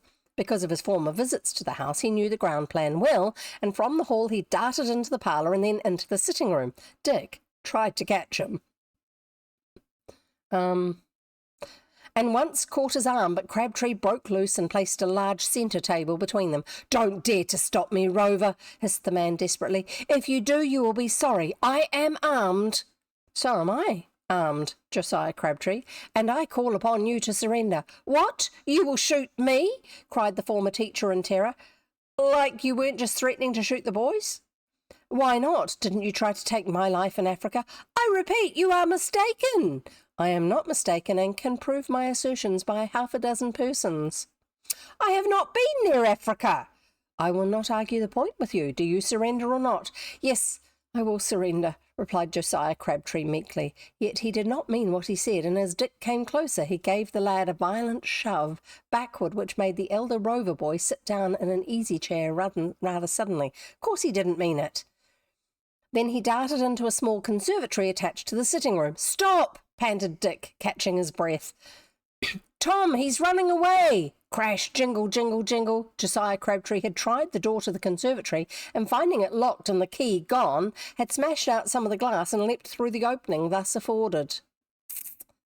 By this time Dora was coming downstairs, clad in a wrapper and carrying a lamp in her hand. The first person she met was Tom, who staggered into the hall with his hand to his bruised forehead.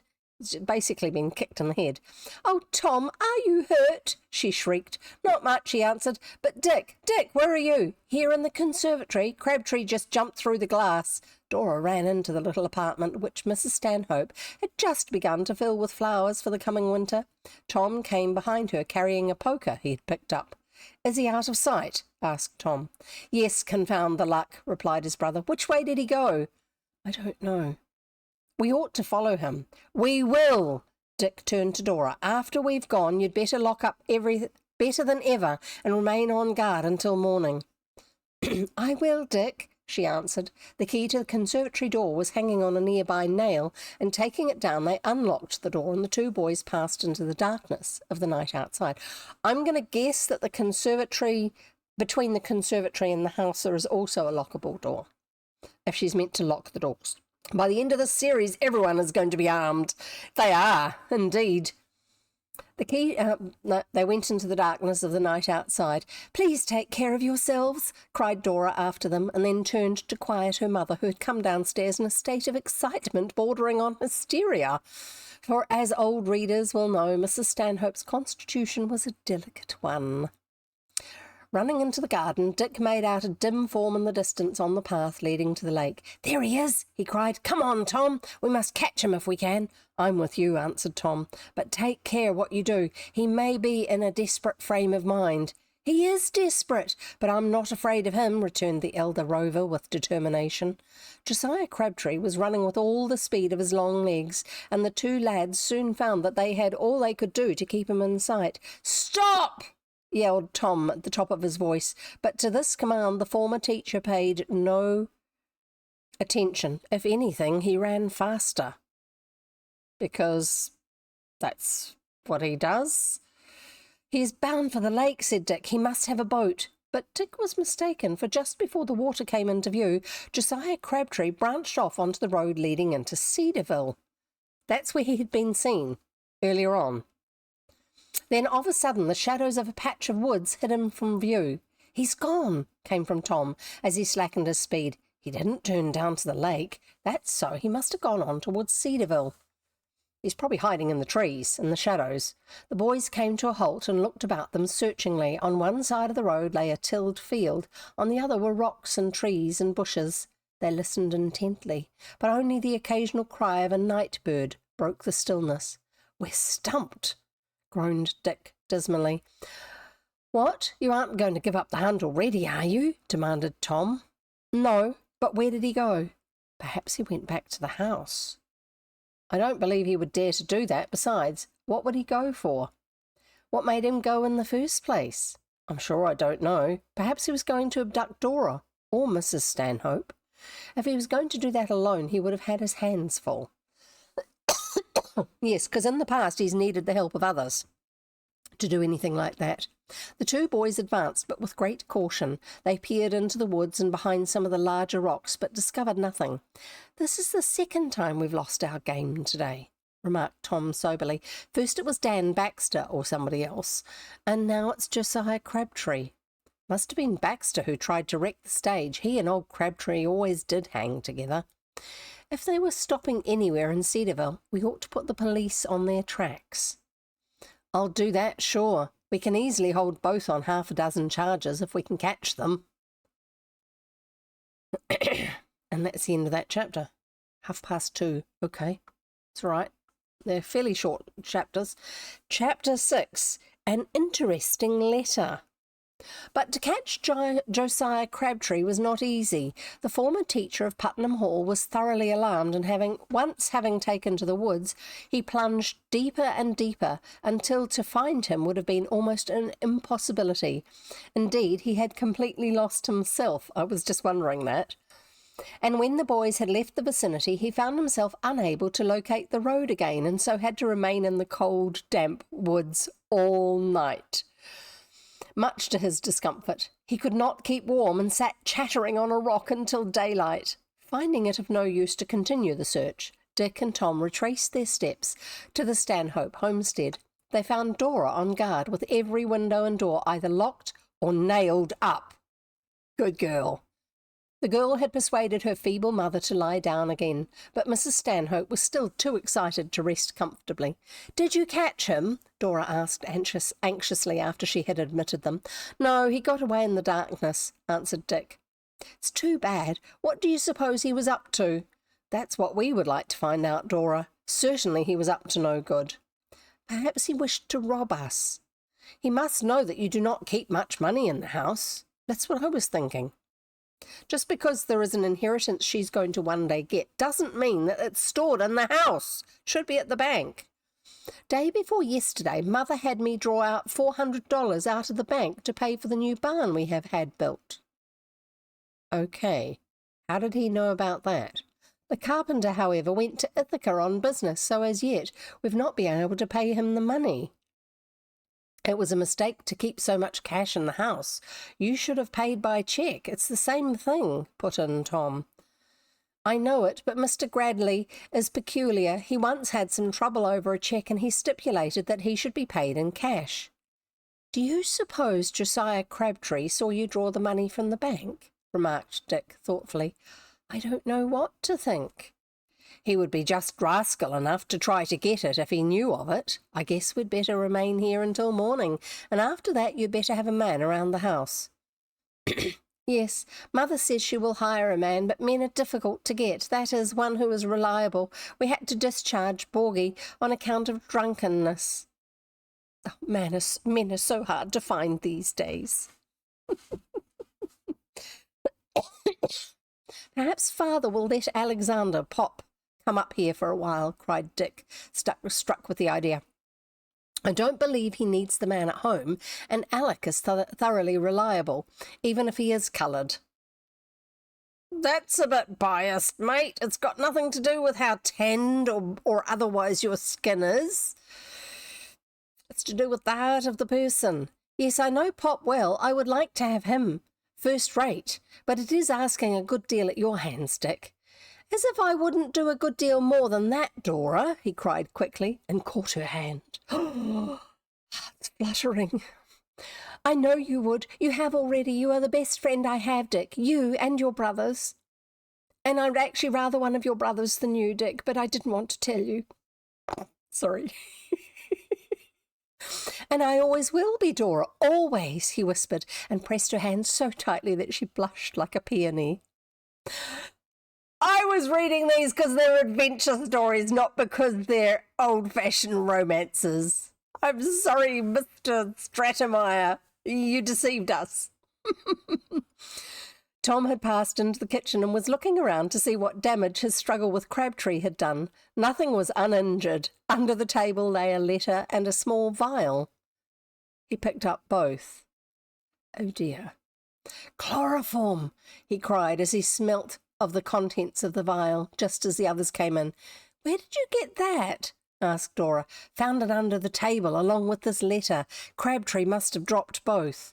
Let me see the letter, cried Dick. Tom passed it over, and all three read the communication with interest. It had been sent to Josiah Crabtree while the latter had been stopping in New York and was postmarked Albany.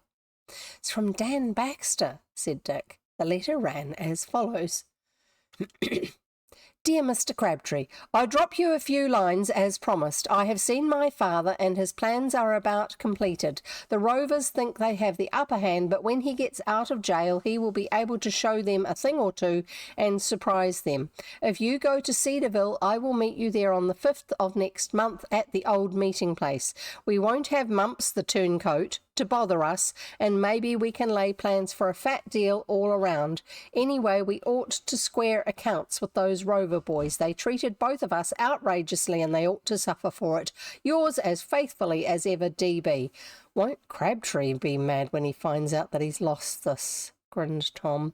He may not know he's dropped it here. Well, it clears up one point. Baxter and he are both around, and intent on mischief. True enough. What shall you do next? Put in Dora, anxiously. I hardly know. Forewarned is forearmed, they say, but Baxter and Crabtree are such underhanded rascals one never knows what to expect of them. Of course you will tell the Cedarville police, or I shall. I'll do that, but you know what they did before. Never helped us a bit, but let both slip through their fingers. Perhaps they will be on their mettle now. The situation was talked over for half an hour, and then it was decided that Tom should return to Putnam Hall to explain to Captain Putnam and to Sam, while Dick should remain with the Stanhopes. This agreed upon, Tom took his departure immediately, as it was now midnight, and he did not wish to be locked out for the night. And now you'd better return to bed, Dora, said Dick, after his brother had departed. I will remain downstairs on the sofa, and I don't believe anybody will disturb me. All right, if you wish it that way, replied the girl, but you can have one of the bedrooms if you wish. No, I'll stay here and keep my clothes on. Dora went upstairs, but soon came back, carrying a pillow and a quilt. He shouldn't be sleeping. If this is going on, he should be staying on watch. There, that will provide a little comfort, she said, but then, as quick as Dick caught her hand as if to kiss it, she gave a merry little laugh and ran upstairs again. Ha ha ha! It was a long while before Dick could go to sleep. He had read the letter found in the kitchen with care, and he wondered what it all meant. What plans can Arnold Baxter be completing, he said to himself, and how can he surprise father? Can that refer to the missing mine in Colorado? He talks as if he was going to get out of jail pretty soon, but that can't be, for the judge will certainly give him 3 or 4 years at the least. Perhaps I'd better write to father about this. I think he's going to escape. No other person came that night to disturb the inmates of the cottage, and when at last Dick fell into slumber, he did not awaken until the sun was shining in the window, and a neighbouring Irish woman who did Mrs. Stanhope's washing and ironing was knocking on the kitchen door for entrance. "Good morning, Mrs. O'Toole," he said, as he leapt up and let her in. "Good morning, young sir," she stammered the washerwoman. "Sure, and I didn't expect to see you here." "I suppose not, but come in and I'll call Miss Dora." No need to call me if you please," came in a silvery voice from the hall, and Dora appeared as bright and fresh as ever. "I would have been down before, only I had to wait on Mamma." "And how is she?" "She's no worse, but neither is she better. I shall send for our doctor today." Breakfast was soon on the table: fresh coffee, fresh eggs, and dainty buckwheat cakes baked by Dora's own hands. It is needless to say that Dick enjoyed the repast. "You'll make a famous housekeeper for somebody some day, Dora," he said, looking at her pointedly. "You go and eat your cakes before they get cold," she answered. "I've already eaten my fill. I can't go another one. I've enjoyed them ever so much. Now I guess I'd better be off to Cedarville." "If you wish, you can hitch up Dolly to the carriage and drive over. It'll be nicer than walking." "Supposing I go over on horseback? Is she used to a saddle?" "Oh, yes, and you'll find a gentleman's saddle in the harness closet, behind the stalls." That's with reference to the fact that some horses only ever are used in a cart or a carriage between the drawbars or with a harness on, and some horses are only ever ridden, like somebody rides on their back sitting on a saddle, and then you get some horses that are used for both. And if the horse has only been trained and used for pulling something, you don't put a saddle on them and try and ride them, because they don't know what to do. They're going to freak out when they have the weight of a person on their back. But if the horse is trained for both, then that's okay. And then I'll go that way. Goodbye. I'll be back before noon unless something unusual turns up. And when I am down in Cedarville, I'll send word to Father about Alec. Leaving the house, Dick went to the barn, which was usually locked. Dora had given him the key, but to his surprise he found the padlock pried off and the door partly open. "Can this be more of Crabtree's work?"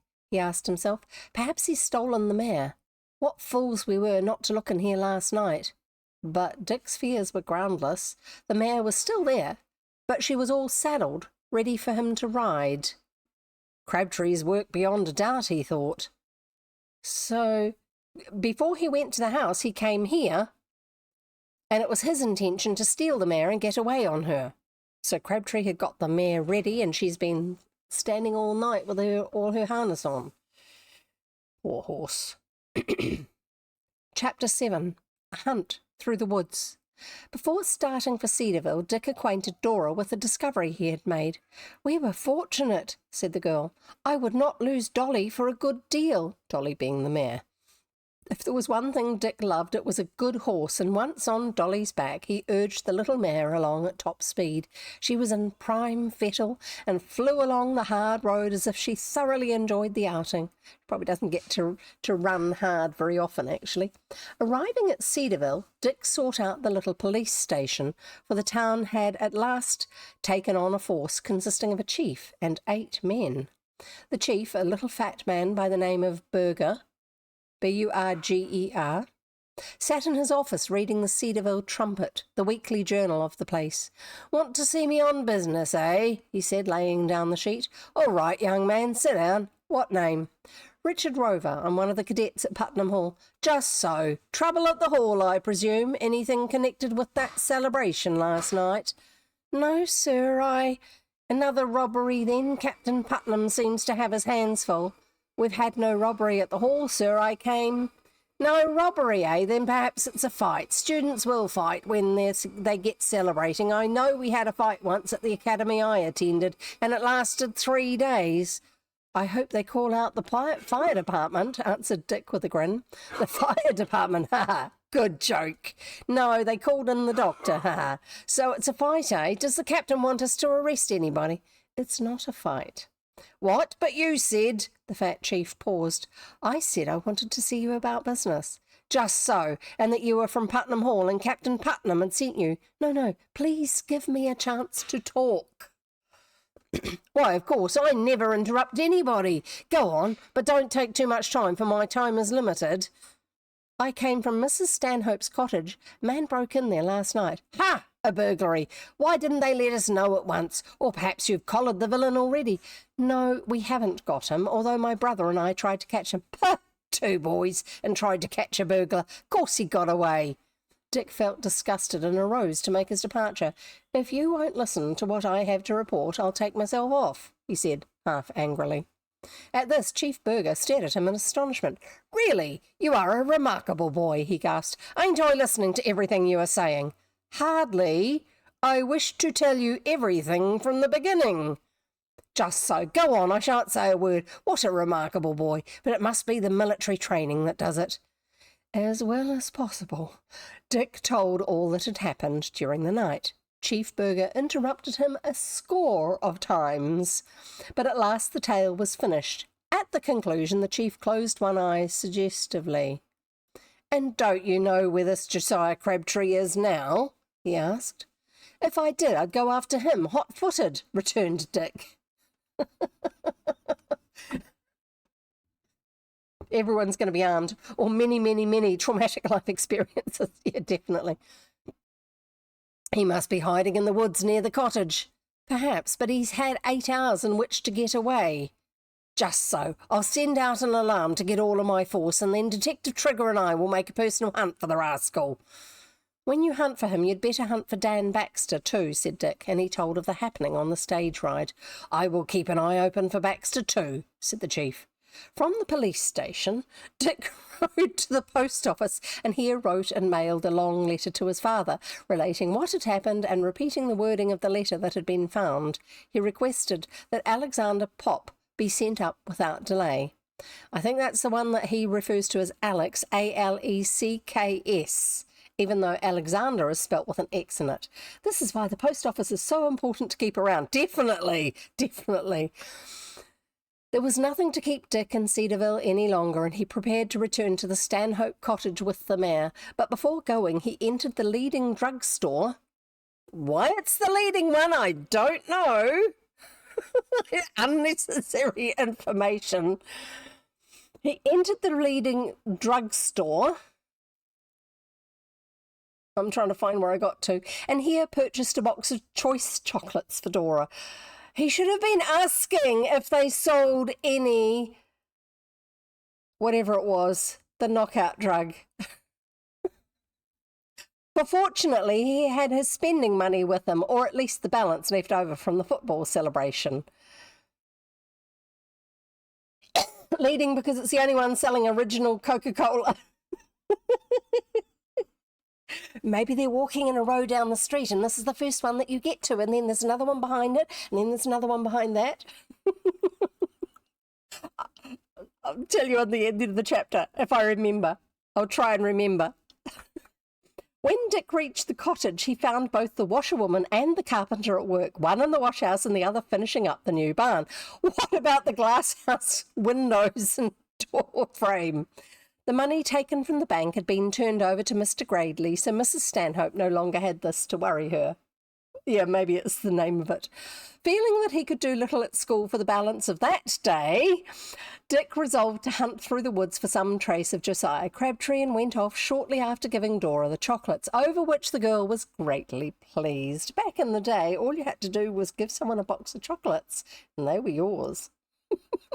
Actually, one of the games I play, that's how you initiate a relationship with a non-player character, is you give them chocolates.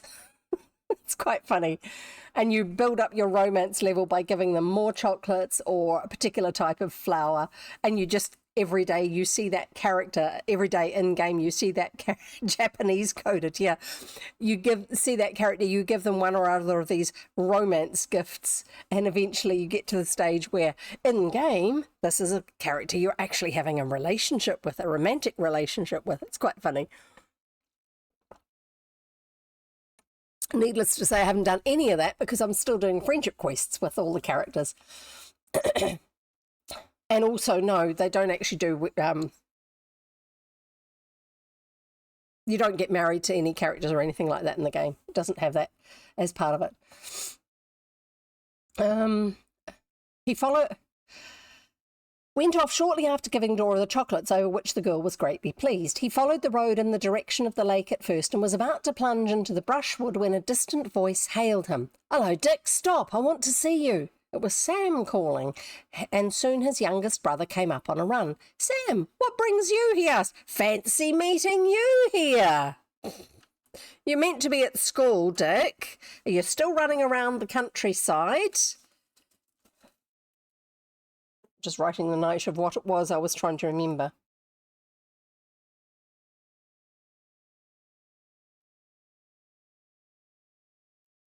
Right. Hopefully I'll remember that. I'll try. It just amused me. Sam, what brings you here?" he asked, for it was easy to see that something out of the ordinary had occurred. Oh dear.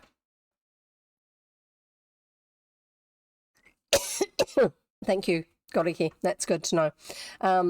I'll finish the chapter and then just say the little thing I was going to say.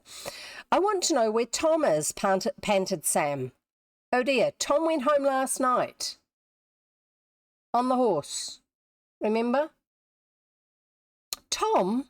Dick's face grew pale, all in an instant. "Didn't he return to Putnam Hall last night?" "No, and nobody around there has seen him since he went off with you. I thought he was with you until Dora just told me that he started to return about midnight." "He did, and he didn't return? What can it mean? What's the trouble here?" Sam was given the particulars and uttered a long, low whistle. "That looks black, doesn't it?" "It does, Sam. I don't like it for a cent. Do you suppose he fell in with Crabtree?" "Perhaps, or with somebody just as bad." "Perhaps he spotted Crabtree and started to follow him." "I shouldn't think he would follow him all this time without letting somebody know." For several minutes the two brothers discussed this new turn of affairs. Both were greatly troubled, and Dick did not know whether to continue his hunt or not. "I wouldn't care if only I knew he was all right," he said. "That's just it. Tom is able to stand up for himself even in a fight, but if Crabtree played him some trick—" "Let's hunt for him," interrupted the elder Rover. "There's no use our sitting down and sucking our thumbs." They went along the road until the spot was gained where Josiah Crabtree had been last seen. Then they began a systematic search until Sam discovered that what he said were fresh footprints leading directly into the woods. At one point, one of the prints was very plain, and they saw it was made by a long shoe, square-toed, which we know Josiah Crabtree has. Fortunately, the ground was so damp that the trail could be followed with ease. An hour's walking brought them to the rock where the former teacher had spent the larger part of the night. "He made a stop here, that's certain," observed Dick as they surveyed the criss-cross tracks. "Like as not he got mixed up in the dark, Dick. It must have been awfully black here under the trees." Presently they discovered another trail leading up a hill. Beyond was a tall tree which Josiah Crabtree had climbed in order to obtain a better view of the surroundings. From the tree, the trail led directly toward the lake.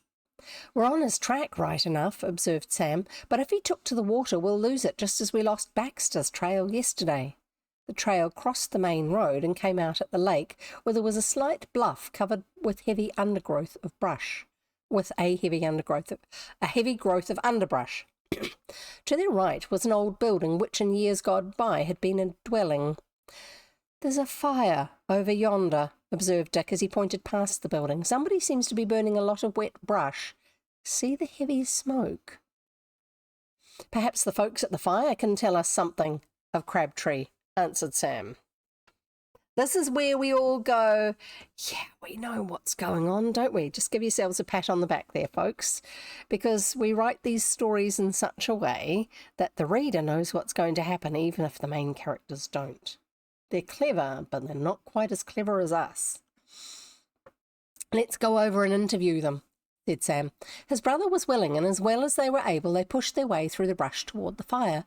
The latter burned fiercely, and presently the two boys detected the odour of tar. Then they reached a point where they could overlook what was going on around the fire, for the blaze was located in something of a gully of the cliff. Tar, the reason why they're using tar and why it's easily available is because tar used to be used not just... These days we think of tar as being used for roading, like you put on tar and then you sprinkle stones on top. That's one way of doing a sealed road. But in the old days, it was also used as a coating on the underside of boats to waterproof them. Yeah, and also for roofing. That's right. It's a liquid waterproofing agent in a lot of ways. You heat it up until it gets liquid enough and then you paint it on or you pour it on or whatever. And so therefore, if it's around in tins or drums or anything like that, then you can use it as a way of fueling a fire, among other things. For the blaze was located in something of a gully of the cliff. Merciful heaven! Burst from Dick's lips, and he stood spellbound. Sam also gave a look, and the sight that both boys saw nearly froze the blood in their veins. That's the last page of the chapter. We've got 5 minutes to go and it's 14 pages in the chapter. I am not going to read the next chapter. I'm going to now tell you the thing that I thought was amusing, which has nothing to do with the story. Okay, so next chapter, which we are going to have next time, is What Became of Tom, and it's chapter 8. So I'm just going to shut this for now, so I'm not tempted to go further. To go back to Tom at the time when he left Dick and the Stanhopes is how it starts. So the thing that amused me was the other day, Goody, he clipped me doing the putting the hands up to the eyes as if they were binoculars, literally, and it talked about that in the story, and I was describing it and doing it. And he clipped the bit where I said, literally, I am literally holding my hands up to my eyes, not figuratively. And I did a mini rant about it, and he clipped it. So I actually, yeah, literally, indeed. Yeah, you didn't do it. We haven't got a command for the literally clip. So I transferred that over to YouTube because you can upload clips over to YouTube. That evening, which was like last stream, I think it was, on Friday. It's had 200 views already. More than anything else I've done on YouTube. It's quite funny. Anyway, so that's that. Literally means literally. Yes, definitely. I thought that was quite funny, and it was well caught too. Thank you very much, Goriki. So we are going to go and raid Alchemy-Mutation. He is currently live. He will be playing some Smilecore rather than doing any grim stories. He reads on his weekend or his Fridays or something like that. He reads stories from the Brothers Grimm, and they're rather grim, a lot more so than people expect.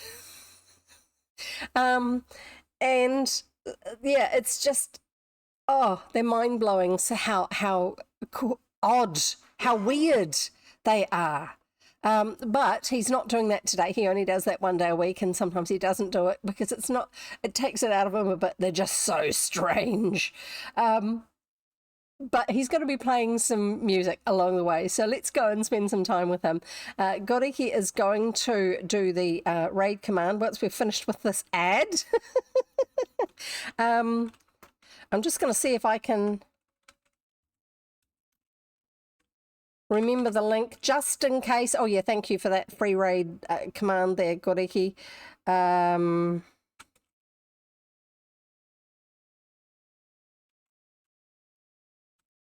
I'm going to put in Alk's link so that if you do get left behind, see if you can come with us on the raid, but if you do get left behind, use this link to get to his channel, and then say hi. You were meant to be part of the raid, but you couldn't do it because of Twitch being weird. But let's go over there and say hi. And enjoy some music. And be encouraging and have fun and all those things.